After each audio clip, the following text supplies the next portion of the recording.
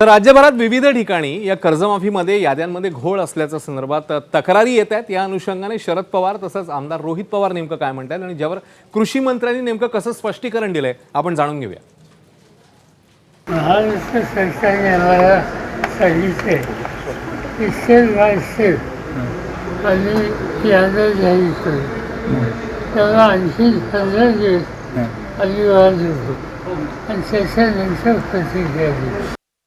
मंडळामध्ये दिलेला शब्द जर सरकार ते सुद्धा मुख्यमंत्री पाळत नसतील तर हे खूप मोठा विषय आहे आणि खूप मोठी गोष्ट आहे। त्यामुळे याचं जर तसं झालं असेल तर ते चुकीचं आहे। आम्ही याच्यात खोलात जाऊ आणि त्या सर्व शेतकऱ्यांसाठी परत एकदा जर आंदोलन उभं करायचं झालं तर नक्कीच या महिन्या अखेरेपर्यंत आम्ही थांबू, पण त्यानंतर आम्ही थांबणार नाही। शेतकऱ्यांना घेऊन खूप मोठं आंदोलन लागलं तर आम्ही विदर्भात एक मोठं आंदोलन पुढच्या काही दिवसांमध्ये 100% त्या ठिकाणी करू जर या अडचणी सुटल्या नाहीत तर।